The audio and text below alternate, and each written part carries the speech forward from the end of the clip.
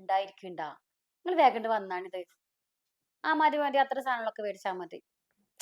ബാക്കി നാളെ മേടിക്കാ. നോമ്പേ ഇന്ന് മാത്രമൊന്നല്ല. നിങ്ങൾക്ക് തിരി ഉളുപ്പില്ലേ?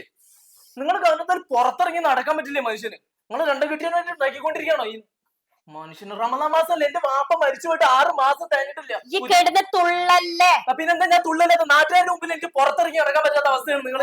പ്രശ്നം എന്റെ വാപ്പ മരിച്ചിട്ട് ആണ്ട് കഴിഞ്ഞിട്ടില്ല. അതിന് മുമ്പേ നിങ്ങൾ കെട്ടിയിട്ട് ഓലായിട്ട് ഞാൻ ഉണ്ടാക്കിക്കൊണ്ടിരിക്കുകയാണ്. അല്ല, നിങ്ങൾക്ക് റമദാൻ മാസമല്ലേ? എന്റെ വാപ്പാന്റെ പേരിൽ ഒരു യാസീൻ ഓതിക്കൂടെ നിന്നിട്ട്? എന്റെ വാപ്പാന്റെ പേരിൽ അനക്കെന്താ യാസീൻ ഓതിക്കൂടെ? ഞാൻ ഓതാറുണ്ട്. ഞാൻ ഇപ്പൊ പള്ളി പോയിട്ടാണ് വരുന്നത്. പിന്നെ ഇന്റെ കാര്യം നോക്കണത്? എന്റെ വാപ്പനല്ലേ നിങ്ങൾ ആദ്യം കിട്ടീനെ? ഇപ്പൊ വേറൊരുത്തനെ കിട്ടിയപ്പോ ഞാൻ വേറൊരാളെ കല്യാണം കഴിച്ചു കഴിഞ്ഞ് ഇനി അയാൾ എന്റെ വാപ്പല്ല. അതിന് വാപ്പാനോട് സ്നേഹമുള്ള ഒരു പുന്നാര മോനെ വാപ്പാടെ സ്നേഹം എങ്ങനെ ഇപ്പൊ വന്നത്? ഞാൻ അതല്ലേ ചോദിക്കുന്നത്. എന്റെ വാപ്പ മരിച്ചിട്ട് ഒരു കൊല്ലം പോലും ആയിട്ടില്ലല്ലോ. അതിന് മുമ്പ് നിങ്ങൾ എന്താ പറയുക വേറൊരാളെ കിട്ടിയിട്ട് അയാളായിട്ട് എപ്പം നോക്കിയാൽ ഫോൺ ഇങ്ങനെ ചലിച്ചോണ്ടിരിക്കുന്ന ഈ സമയത്ത് നിങ്ങൾക്ക് യാതൊരു ഓതി കൂടെ വീട്ടിലിരുന്നിട്ട് ഞാനെന്താ ഒളിച്ചോടി പോയി കല്യാണം കഴിച്ചത്? ഒളിച്ചോടി പോയി കഴിക്കില്ലല്ല. എന്റെ വാപ്പാനെ ഇത്രയും കാലം 10-25 കൊല്ലം എന്റെ വാപ്പാന്റെ കൂടെ നിങ്ങൾ താമസിച്ചത് ജീവിച്ചതും. എന്നിട്ട് എന്താ പറയാ, എന്റെ വാപ്പ മരിച്ചത് എന്താ പറയാ, വാപ്പ മണ്ണിൽ ചേർന്നിട്ടുണ്ടാവില്ല. അതിന് മുമ്പേ നിങ്ങൾ ഇവിടെ നിങ്ങൾ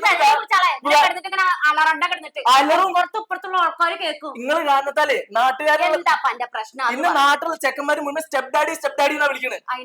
അതിനെന്താണോ അതിന്റെ ഇപ്പള്ള ഈ പറഞ്ഞ ആളെ ഞാൻ കല്യാണം കഴിച്ചതേ ഈ പറഞ്ഞ നാട്ടുകാരും സമൂഹവും മഹലും എന്റെ വാപ്പാടെ ആൾക്കാരും എന്റെ ഉമ്മാന്റെ ആൾക്കാരും ഞാനും ഈ അറിഞ്ഞിട്ടാ. അല്ലാണ്ട് ഞാൻ പോയി ഒളിച്ചോടി പോയിട്ടില്ല. ഇവിടെ നാട്ടിൽ എന്താ പറയാ, നിങ്ങൾ മാത്രമൊന്നല്ല ഭർത്താവ് മരിച്ചിട്ട് എന്താ പറയാ ഭാര്യമാർ ഇങ്ങനെ വേറെ കെട്ടി നിൽക്കുന്നത് കുറെ ആൾക്കാർ എന്താ പറയാ ഇവിടെ ഭർത്താക്കന്മാരും മരിച്ചവർ ജീവിക്കുന്നുണ്ട്.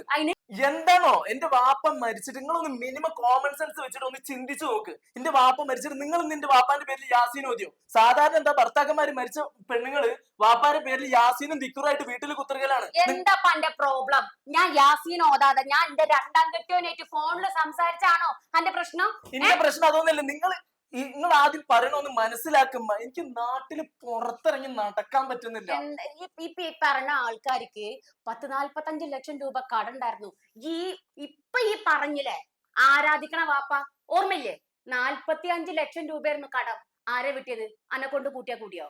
ഉമ്മ കുറച്ച് കഴിയുമ്പോ എനിക്ക് ജോലിയും കാര്യങ്ങളൊക്കെ ആവില്ല. അപ്പൊ ഞാൻ അനക്ക് ജോലി ഇതുവരെ അയക്കണ ഈ പറഞ്ഞ ആൾക്കാര് പലിശക്കാര് എല്ലാരോടും അനക്ക് ജോലിയുടെ കാര്യം പറഞ്ഞ് പിടിച്ചു നിൽക്കാൻ പറ്റുമോ? ഉമ്മ ഞാൻ പറഞ്ഞ നിങ്ങളൊന്ന് മനസ്സിലാക്കി. ഉമ്മ ഈ നാട്ടില് പുറത്തിറങ്ങി നടന്നു മനസ്സിലാക്കണം. നിങ്ങൾ ഒന്ന് ആലോചിച്ച് നോക്കി. നാളെ എനിക്കൊരു കല്യാണാലോചന വരുന്ന സമയത്ത് പൊന്നുമോൻ ആദ്യം ഞാൻ പറഞ്ഞത് കേൾക്ക്. നിങ്ങൾ പറയും. ഒരു കാര്യം മനസ്സിലാക്കണം. ഈ നാട്ടില് ആണുങ്ങൾ മരിച്ചിട്ട് പെണ്ണുങ്ങളും കെട്ടിയിട്ട് പെണ്ണുങ്ങൾ മരിച്ചിട്ട് ആണുങ്ങളും കെട്ടിയിട്ട് എന്റെ വാപ്പ മരിച്ചിട്ട് കൃത്യം 7 മാസം കഴിഞ്ഞ് ഞാനൊന്ന് കല്യാണം കഴിച്ചപ്പോ എന്തുകൊണ്ടറിയോ? ഇതിന്റെ ഉള്ളില് ഈ പഠിക്കാൻ പോയ സമയത്തെ നാട്ടുകാര് വന്ന പറഞ്ഞതിന് പിടിച്ച് നിക്കാൻ പറ്റാത്തത് കൊണ്ട് എനിക്ക് ഇതിനുള്ള ഒരു അണ്ടി തുടക്കം ഒരാളുണ്ടെങ്കിൽ ഇനി പറയോ എത്ര ലക്ഷം രൂപ കടം വിട്ടടാ? ഞാനതിനാവണല്ലോ. എന്താ മുണ്ടാതിരുന്നോ? എന്നാലും എന്റെ കുട്ടി മുണ്ടാതിരിക്കണം. എന്താ അറിയോ? എന്റെ വാപ്പേ കള്ള് കുടിച്ചിട്ടും ചീട്ട് കളിച്ചിട്ടും ദൂർത്തടിച്ചിട്ടും ആയി പൈസ കടങ്ങളുണ്ടാക്കിയത്. എന്തിന്? എന്റെ വാപ്പ കള്ളുടിക്കാൻ ഞാനാ ഒഴിച്ചു കൊടുത്തിട്ടുണ്ടായിരുന്നത്. എന്റെ വാപ്പക്ക് ചീട്ടിലൊക്കെ ഞാനാ ചീട്ട് കളിച്ചിട്ടുണ്ടായിരുന്നത്. നന്നാവാത്തോണ്ടാണ്. സാധാരണ കല്യാണം കഴിച്ചു കഴിഞ്ഞാൽ ചെക്കന്മാരൊക്കെ നന്നാവും. എനിക്കിപ്പോ 25 വയസ്സ്. 25 വയസ്സ് എന്റെ വാപ്പാനെ എനിക്ക് നിരക്കാൻ പറ്റിയോ? ഞാനാണോ വാപ്പാനെ നിരക്കാൻ? പിന്നെന്താ ഇക്കാണോ? അനക്കിപ്പോ എത്ര വയസ്സായി? 25. എന്റെ വാപ്പ എന്നെ കെട്ടിക്കൊണ്ടുമ്പോഴേ എന്റെ പ്രായം 16. എട്ടും പൊട്ടും തിരിയാത്ത പ്രായത്തിൽ എന്റെ വാപ്പ കെട്ടിക്കൊണ്ടത്. അന്ന് എന്റെ വാപ്പാടെ അടുത്തേ ഉണ്ടായാലത്തെ ദുലുങ്ങളൊന്നുമില്ല. കള്ളുകുടി ചീട്ട് മുഴുവൻ പറഞ്ഞേക്കടാ. കള്ളുകുടി ചീട്ടുകളി കണ്ണി കണ്ട കുടുംബത്തുള്ള പോക്ക് അത് മര്യാദക്ക് നോക്കണ്ട നിങ്ങളായിരുന്നു. എന്ത് ഇവിടെ നാട്ടിൽ പെൺകുട്ടികൾ ഓരോരുത്തർ കല്യാണം കഴിച്ചു കഴിഞ്ഞാൽ പിന്നെ ആ ചെക്കന്മാര് നല്ല നടത്തിക്കേണ്ട ഈ പെണ്ണുങ്ങളുടെ കടമയാണ്. ശരി സമ്മതിച്ചിന്റെ കൊണ്ട് കൂട്ടിയാ കൂടില്ല. മോൻ എന്റെ 10-25 വയസ്സായല്ലോ. വാപ്പ മരിച്ചിട്ട് 5-8 മാസമേ ആയിട്ടുള്ളൂ. എന്റെ മോനെ കൊണ്ട് കൂട്ടിയാ കൂടാ. ബാപ്പനെ നന്നാക്കണ്ട ഞാനാണ്. കൂടുതൽ ഡയലോഗ് ഒന്നും അടിക്കാൻ നിൽക്കണ. ഇത്രയും കോലം ഇല്ലാത്തതാണ് എനിക്ക് പാര വേരി കയറ്റൊന്നും അറിയില്ല. ഞാൻ ഒരു കാര്യം ഞാൻ പറഞ്ഞുതരാം. ഇപ്പൊ ഞാൻ ഒരാളെ കല്യാണം കഴിച്ചിട്ടുണ്ട്. ശരിയാ, സമ്മതിച്ചു. ഞാൻ ഒളിച്ചോടി പോയി കെട്ടിയതല്ല. ഞാൻ എന്റെ ആൾക്കാരും എന്റെ വാപ്പാടെ ആൾക്കാരും കൂടിയാണ് എന്നെ കെട്ടിച്ചിരുന്നത്. എന്തുകൊണ്ടാ? ഈ 40-45 ലക്ഷം രൂപ കടമുള്ളത് കൊണ്ട്. ബാക്കി പോരത്തിന് എന്റെ താഴെ ഒന്ന് ഹോസ്റ്റലിൽ നിന്ന് പഠിക്കുന്നുണ്ട്. പെൺകുട്ടിയാ, അതിനെ കെട്ടിച്ചേക്കണ്ടേ? ഈ 25-ാമത്തെ വയസ്സിൽ എന്റെ പഠിപ്പും കഴിഞ്ഞ് ഈ വന്ന് ഞനക്കൊരു ജോലി കിട്ടി. ഇതുവരെ പലിശക്കാര് കാത്തിരിക്കോ? നാട്ടിൽ നോക്കിക്കോ. ഉമ്മ നിങ്ങള് ഞാൻ പറയണൊന്ന് മനസ്സിലാക്കി, കുറച്ച് കഴിഞ്ഞ് എനിക്കൊരു ജോലി കിട്ടും. ആ ജോലി കിട്ടുമ്പോ ഞാൻ ഇതൊക്കെ വീട്ടൂലേ. നിങ്ങൾ എന്റെ അതിന് മുമ്പ് പൊന്നു മോനെ, നിങ്ങൾക്ക് സത്യം പറഞ്ഞു കഴിഞ്ഞാൽ നിങ്ങൾക്ക് വേറെ എന്തോ പ്രശ്നമാണ്. അല്ല അതൊക്കെ കല്യാണം കഴിക്കണ വേറെ പ്രശ്നം കൊണ്ട് എന്റെ വാപ്പ മരിക്കാൻ കാലത്ത് ശരിയാ. കല്യാണം കഴിക്കണം. അതേടാ, അങ്ങനെ തന്നെയാണ്. അതുകൊണ്ടാണ് ഈ 10-25 ലക്ഷം രൂപ ഞാനിപ്പോ ഈ ഒരു മാസം 2 മാസം കൊണ്ട് എല്ലാം തീർത്തത്. ഇതിന്റെ മോനിക്ക് അറിയാത്ത കേസൊന്നല്ലല്ലോ. അയ്യും കൂടി സമ്മതിച്ചിട്ടല്ലേ ഞാൻ കെട്ടിയത്. അത് നിങ്ങൾ എന്നെ കൊണ്ട് നിർബന്ധിച്ചാണ്. അല്ല ഞാനതിന് എനിക്ക് വലിയ താല്പര്യമൊന്നും ഉണ്ടായിട്ടായിരുന്നില്ല. കാരണം നിങ്ങൾക്ക് ആവശ്യമായിരുന്നു നിങ്ങൾക്ക് ഒരു ആളെ വേണമെന്നില്ല. എന്റെ വാപ്പ മരിക്കാൻ കാത്തുക ഒരു കൊല്ലം കഴിഞ്ഞില്ലല്ലോ വാപ്പ മരിച്ചിട്ട്. അതിന് മുമ്പ് നിങ്ങൾ കെട്ടിയല്ലോ. ഇപ്പൊ ഒരു കൊല്ലം എന്തിനാ കാത്തിരിക്കണത്? ഈ ഒരു കൊല്ലം പലിശക്കാര് കാത്തിരിക്കോ? ഇല്ലേ വാപ്പ മരിച്ച് ഞാൻ ഇരിക്കുന്ന സമയത്ത് അനക്ക് 1-2 ലക്ഷം രൂപ പലിശ ഇത് വേണമെന്ന് ഫീസ് വേണമെന്ന് പറഞ്ഞ് ഇന്റെ അടുത്ത് മേടിച്ചത്. അന്ന് ഈ പറഞ്ഞോ ഞാൻ തെറിഞ്ഞു പോരാണെന്ന് പറഞ്ഞോ? അന്ന് അനക്കന്റെ പഠിപ്പായിരുന്നു മുഖ്യം, അനക്കന്റെ ഫ്യൂച്ചർ ആയിരുന്നു മുഖ്യം. ഈനോട് എന്താ പറഞ്ഞ പലിശക്ക് എടുത്തായമ്മാന്ന് അല്ലേ? ആണോ? ആണോ? ഞാൻ പറഞ്ഞില്ലേ നിങ്ങളോട്, എന്താ പറയാ, ഞാൻ പഠിച്ചു കഴിഞ്ഞിട്ട് ഞാൻ എന്റെ ലോണും കാര്യങ്ങളൊക്കെ ഞാൻ വീട്ടിക്കോളാം. എടുത്തിട്ട് വാപ്പാടെ കട ആദ്യം വിട്ടറാ. എനിക്ക് ഇതിന്റെ ഉള്ളിൽ നിൽക്കാൻ പറ്റിയിരുന്നില്ല. ഞാനിപ്പോ ഒരു ആണിനെ കല്യാണം കഴിച്ചത്. എടാ ഞാൻ ഇന്നത്തെ കാലത്ത് ഞാൻ ഒളിച്ചോടി പോയിട്ടല്ല കല്യാണം കഴിച്ചത്. എത്രയോ പെണ്ണുങ്ങൾ സ്വന്തം മക്കളെ മറന്ന് കൊന്നെ കൊണ്ടവന്റെ കൂടെ പോണു. ഞാൻ അങ്ങനെയാണോ? ഉമ്മ നിങ്ങള് ഞാൻ പറയണൊന്ന് മനസ്സിലാക്കി. ഈ ആദ്യം ഉമ്മാനെ മനസ്സിലാക്ക്. ഈ ആദ്യം ഉമ്മാനെ മനസ്സിലാക്ക്. ഈ എന്തെന്റെ മനസ്സിലാക്കാത്തത്? പുറത്തിറങ്ങി നടക്കാൻ പറ്റുന്നില്ല. എല്ലാരും കളിയാക്കിക്കൊണ്ടിരിക്കുക. കളിയാക്കുന്നവര് കളിയാക്കട്ടെ. ഈ ഒരു കാര്യം മനസ്സിലാക്ക്. കളിയാക്കുന്നവര് കളിയാക്കട്ടെ. നമ്മൾ 2 പേരും ഇവിടെ ജീവിക്കുന്നില്ലേ? അന്റെ താഴെ ഒരു കുട്ടിയില്ലേ? അതിന്റെ കാര്യങ്ങൾ നടത്തണ്ടേ?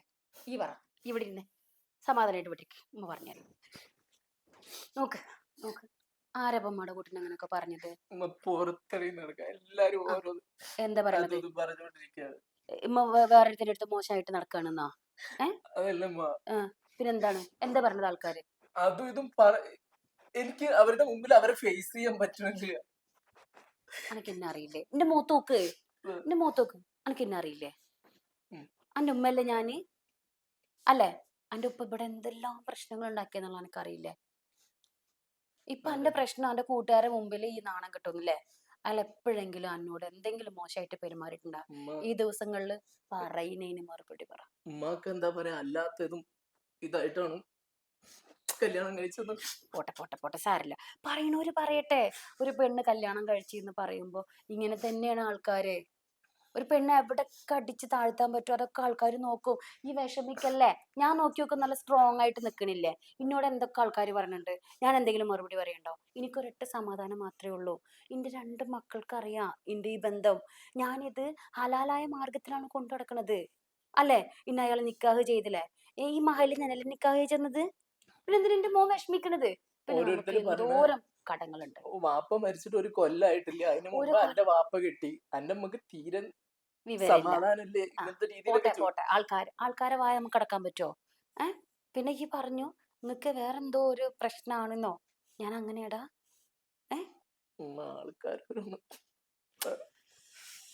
ഞാൻ അങ്ങനെയാണോ? ഈ പറ, ഞാൻ അങ്ങനെയാണോ? ഇന്ന് എപ്പോഴെങ്കിലും അങ്ങനെ കണ്ടിട്ടുണ്ടോ മോശമായിട്ട്?